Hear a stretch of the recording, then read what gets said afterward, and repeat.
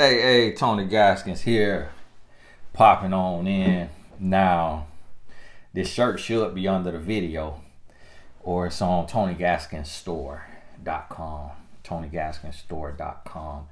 Want to talk to you about 5 signs that he truly wants you back. Now, this is very important because this honestly, this video, every woman needs to see this, because I get this question so many times. Like, how do I know he's serious? How do I know he wants me back? How do I know? And I'm just like, oh my goodness. It's hard to tell, but listen to me. It's very important. None of the 5 are negotiable. These are all non-negotiable. He has to do all 5 of these, and he may do more, but he has to do all 5 of these for you to know that he truly wants you back. And if he doesn't, then he don't want you. He don't want you. So this is what you have to realize now. Number 1 is he doesn't blame. He doesn't blame. So often you will hear a man say, well, yeah, I know I did that, but you do this too. See, one of the things you do, yeah, I know I need to change this, but listen, you need to change this. He doesn't blame, even though you are not perfect. And even though there are things you need to change, guess what? He knows what you need to change. You know what you need to change. But he knows that he has more to change than you, and that's why you left him, and that's why he wants you back. Now listen, if he left you, listen to me right now. If he left you, if he broke up with you, this video does not apply to you. Did you hear what I just said? If he broke up with you, this video does not apply to you. Now, you watch it for your next relationship. But if he left you, he broke up with you, this don't apply to you. You know why? Because if a man left you, he don't want you. He does not want you because he does not want the relationship, or he don't want marriage, or whatever it is. But a man will never leave a woman that is his wife. And for those of y'all who misunderstood my personal story with my wife, because somebody asked me today, Tony, you said if a man leaves you, he don't want you. He won't want you back. But you and your wife broke up. And I had to remind her, I said, key word, me and my wife broke up, but it was my wife who broke up with me. I never broke up with my wife. I never left my wife. A man is not going to leave a woman that he sees as his wife. He may do something selfishly and stupidly that makes her leave him. But a man is not going to leave you if he sees you as the one. Because if he sees you as the one, he knows that other men will see you as the one. And if he steps away from you, he knows that the moment he steps away, the next moment another man could step in, see your value, the same value that he sees, and will never let you go. So the man that sees you as his wife will never let you go. Not because he needs a break, not because his family member died, not because he's stressed, not because he's going through, not because he has PTSD, not because anything. A man knows that he needs a woman. And if he feels you are the woman for him, he won't break up with you. Now, yes, there are exceptions to the rule to where a man break up with a woman, he come back, they end up getting married. But you can't live by the exception to the rule, because just because it worked for them, 9 out of 10 times it's not going to work for you. That's why it's called an exception to the rule. So you have to understand this. All right. That was a little tangent, but I need to clarify that. Listen, he will not blame you. He is accepting responsibility for what he did. He will not be pointing the finger at you. Get that in your spirit. Really understand that. Number 2, he will make changes. So going to coaching, reading books, going to a retreat, getting on the Zoom session we have on Saturdays sometimes, he will make changes. He's going to show you that I'm a different person. I don't yell anymore. I don't curse at you anymore. I don't smoke anymore. I don't drink anymore. I don't club anymore. Whatever it is he needs to change, he will show you he has changed. He has made up in his mind that that's not the right thing to do, that he knows it doesn't please you, that you don't like that it's destructive behavior, and he will make those changes. And you have to be mindful about this, because if you aren't, you will take him back because he's begging, and because he's giving roses and champagne and all of this, but he didn't make any changes. So if he didn't make any changes, you're going to be right back in the same situation that you were in to begin with. You right back with a no good man. He didn't make changes. So understand that. Now, listen. Number 3, he will not argue.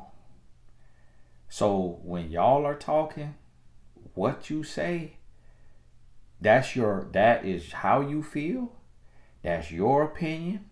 He's going to respect your thoughts, your feelings, your opinion.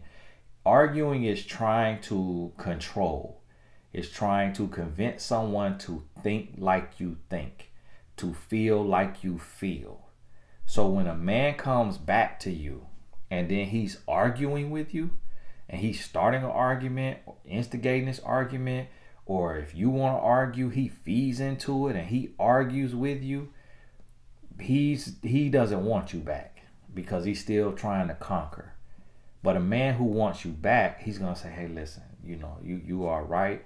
I was wrong for that. I was 100% wrong for that.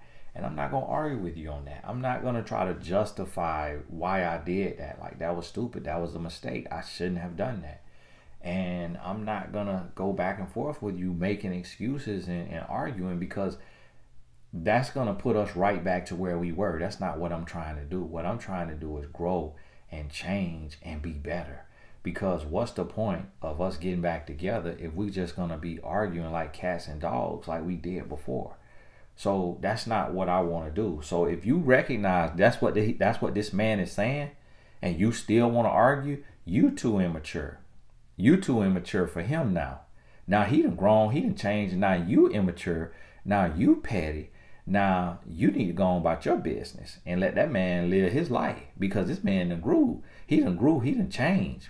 So if you keep wanting to argue and he keeps suppressing the argument and he don't want to argue, he don't mind having a discussion. He doesn't mind talking like adults, but you want to raise your voice. You calling him jerk. You calling him idiot. How stupid could you be?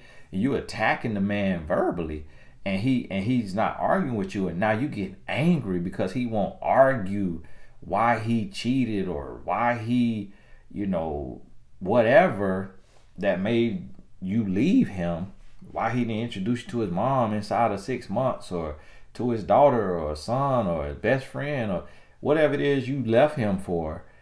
He's not wanting to argue about it. He's saying, listen, I recognize and realize what I did wrong, and I've made that change within my heart, and I'm a different person now. I'm not going to argue with you. So you have to understand that and really take that to heart and sit and process that. Number 4. Now, he is going to call you daily. A man who really wants you back, he's going to call you daily, unless otherwise advised. So listen, if you want him to show you how bad he wants you back, then don't say to him, stop calling me. Because a man who has grown and who has changed, when you say stop calling me, he's going to stop calling you, because to continue calling you when you said stop calling me, that is trespassing. That is abusive. So that would say that he doesn't care about your boundaries. He doesn't care about your feelings. And this is the mistake that a lot of women make, is They want to see how bad the man wants them back. You want to see how bad he wants you back. So you say, just give me a break, give me space, give me distance, stop calling me. And then you on my phone, well, yeah, I told him to stop calling me and give me a break and give me this, and he hasn't called me. So does that mean he really doesn't love me? He really doesn't want me? No, it means he's doing what you asked him to do. So if that's not what you wanted him to do, then don't say that, because that's manipulation. So if you want him to be a better man, you got to be a better woman. And so if you want him to utilize calling you as a sign of his intensity and his intentionality on wanting you back, then don't say something that you don't want. Don't say, hey, don't text me. Hey, don't call me. Hey, don't follow me on Facebook. Don't follow me on Instagram. And then be upset and be mad when he doesn't do it. And then, oh, well, he should have showed me anyways. He should have did it anyways. So you saying he should disrespect you? He should ignore your boundaries and your request and just bogart his way into your life? That's abuse. That's not what you want. So understand, if you're going to entertain him coming back into your life, you can't play mind games. You got to be all the way open, be honest, be real, and you can't play mind games, because when we play mind games, we both lose. When we play mind games, everyone loses. So that's what you have to realize and understand. Now, number 5, he is patient and understanding. He's patient and understanding. So what I mean by this is, if you say don't call me, I'll call you, or don't call me every day, instead of him flying off the handle, what? Why can't I call you? This is not right. I'm trying to show you I love you. He said, okay. He will say, okay, I understand that. I respect that. I know the breakup wasn't easy. What I did was wrong, and I want to give you your time, give you your space. Can you let me know when I can call you? If you say, no, I don't know, I'll reach out to you, then he's going, okay, I'm going to respect that. He's going to give you what you ask for. He's going to give you what you say. So he's going to be patient with you and understanding with you about what you are asking of him. If you say, hey, I need time, he's going to be patient. If you say, well, if for us to get back together, I want us to do 4 sessions at least of marriage counseling or couples counseling if y'all not married, then his patience and understanding, he's gonna say, okay, I'm cool with that. I will pay for it. And especially if he has the money. If he doesn't have the money, then don't get mad if he doesn't offer to pay for it. If he literally doesn't have the money, can't afford it, it's not in his budget based on his bills or whoever he's taking care of in his family or what have you. But he's going to say, okay, I got you. I get it. I understand it. I appreciate that. I got you. And then he is going to go through those steps with you. If you say, hey, I want us to read A Woman's Influence, and let's read 1 chapter a day. It's 20 chapters. We're going to read a chapter and we're going to discuss it on the phone. He's going to say, okay, I'm going to read it on my lunch break, and then when I get home, if I'm not done, I'll read it. Or do they have audio? Do you know if they have audio of that book? Yeah, they have audio. Okay, what I'll do while I'm working, I'm going to listen to the audio, and I'll listen to whole chapter 1. And is it all right if I listen to chapter 2 or chapter 3? And you say, no, just do 1 chapter a day, because I really want us to process this and talk about it, address what we agree with, what we disagree with. And so just 1 chapter a day so we can completely digest it. And he said, okay, all right, cool, I got you. So he's doing that because he's patient and he's understanding. He knows he dropped the ball. He knows he messed up. And listen, I'm okay with a woman forgiving a man for anything other than physical abuse. physical abuse and verbal, physical and verbal abuse, which is also emotional abuse as well. Now, cheating, the reason why I say I'm okay with forgiving cheating is because you don't have to do it. Like, if you don't forgive cheating, you're not wrong. But the reason why I have this stance is because I realize 9 out of 10 women are gonna forgive it. And so if I just say no, absolutely don't forgive it, what I have to then deal with is so many women coming to me and they're depressed, they're suicidal, they're stressed, they can't move on with their life because they caught this man talking to another woman, or he slept with another woman before he fell in love with her, before he gave his heart to her. He was operating under the societal norms, the societal standards. So yes, we call it cheating, but if it's being done by everybody in society, it's also a norm.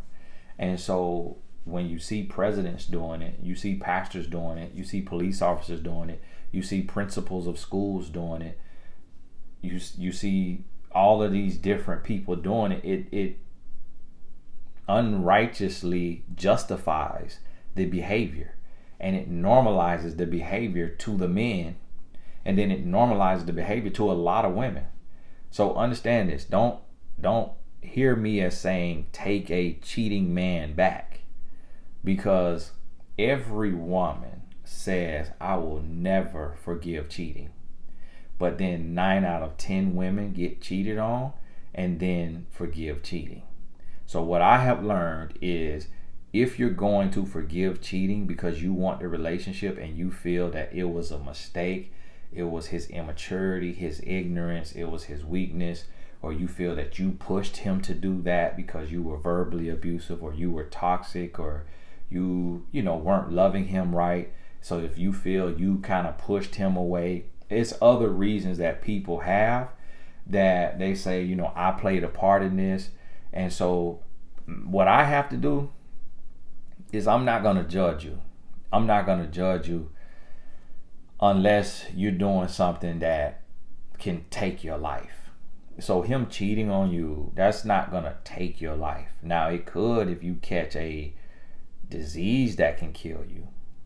But him putting hands on you in the wrong spot, that could take your life. The wrong way, that could take your life. Him cheating on you, it could break you down to where you feel like doing something to you. But the act of him doing that physically to somebody else is not going to do that to you.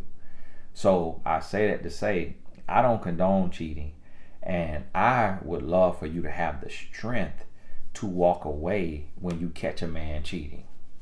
But if you know you're not going to do that, and if you're blaming yourself for whatever reason, and you're going to stay, or you're going to take him back, at least see these 5 things. Because guess what? If he cheated for whatever reason and he's actually genuinely remorseful, then you'll see these 5 signs that I just said to you. If he's not remorseful, then you won't see all 5 of these signs that I said to you. So that's another thing. If you're going to take him back, you need to make sure, regardless of what it was. Now, there are a lot of women who take a man back after physical. I'm completely against that, because that can immediately end your life. It can immediately end your life. The other forms of abuse, it's a slow burn. It could end you too. It could ruin you too, but it'll do it over time, slowly, which is not good either. But because it's going slowly, a lot of times, if the right coaching and the right influence are in there, that can be stopped and it can be reversed. Whereas this right here to the temple, that's a flash, that's an instantaneous thing that once that goes, that can't be reversed. A person could say something that is rude out of their mouth and it can hurt your feelings. And if they keep doing that over and over and over, it'll destroy you. But they could say that once or say that twice and then get coaching, get understanding, have a change of heart and change that. And then for the rest of their life with you, they're pouring on affirmation and love. That'll heal you from the 2 times that he said something about your body. You may remember that he said it, but the sting of it, the pain of it, like the pit in your stomach or the crying, will eventually go away. If he keeps doing that, then yes, you'll get to a point of just depression and you feel like just ending it all because it is taking everything from you.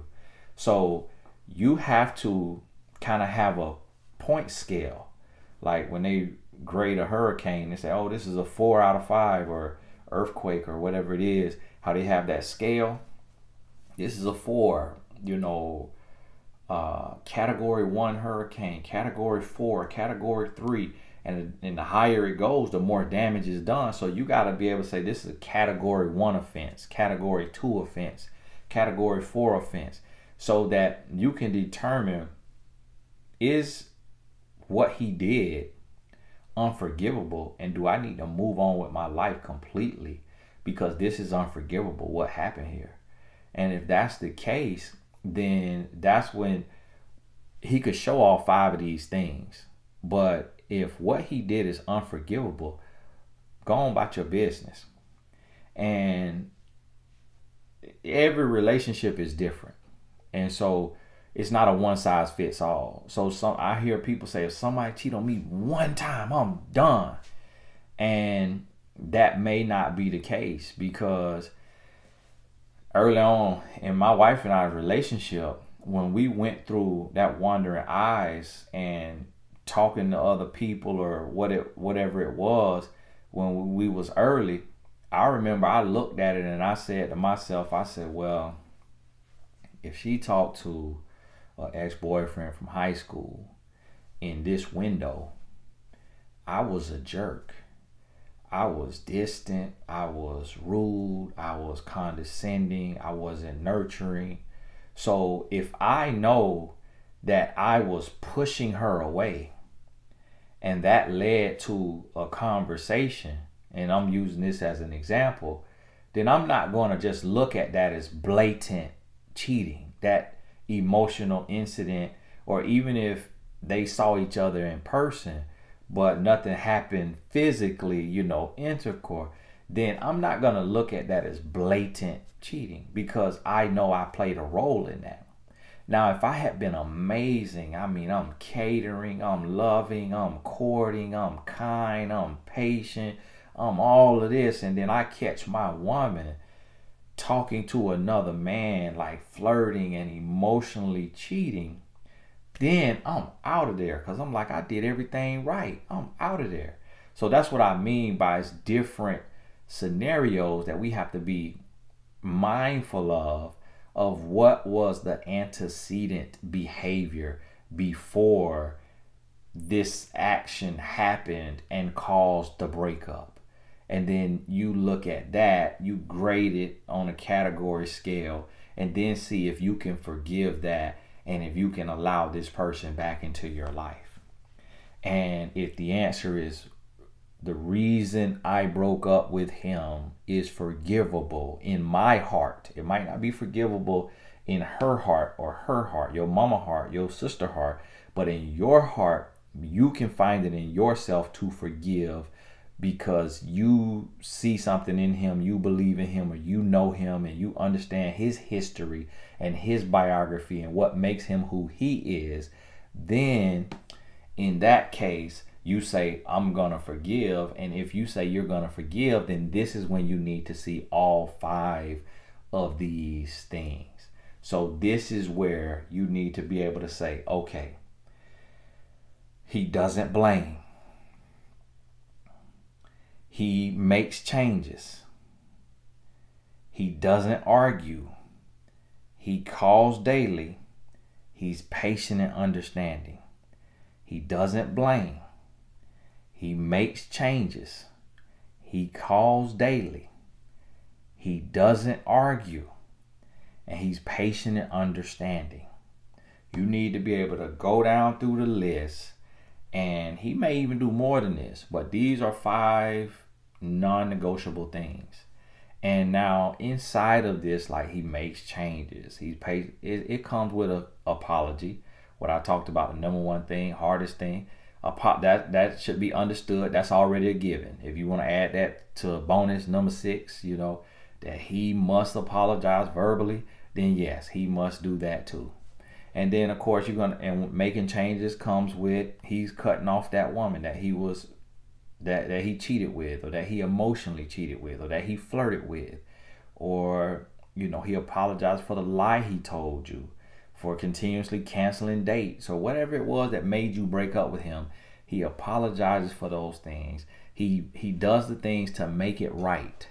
So if he was with this friend and they got arrested for fighting, for stealing, for drugs, for DUI, for whatever, or you caught him, he said he was going to the game, and you checked the location, or you was riding home, or your friend or somebody saw him and he was in the strip club, and you broke up with him because he blatantly lied to you and he went to the strip club, and you totally 100% against that.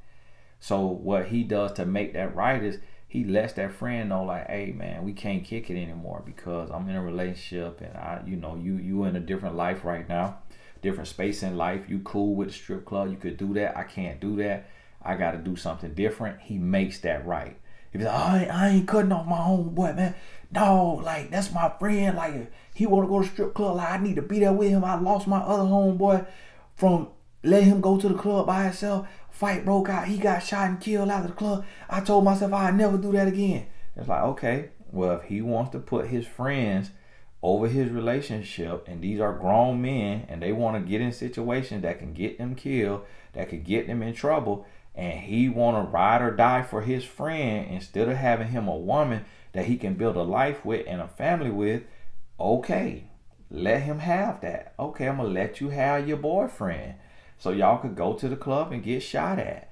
If that's what you want to do, go right ahead. If the only way you could see to make money is credit card fraud or selling drugs or robbing, then go right ahead. I'm not going to have any parts of that. Like, you got to remove yourself from it when he doesn't want to make changes. Remember, he makes changes. That's one of the requirements. So listen.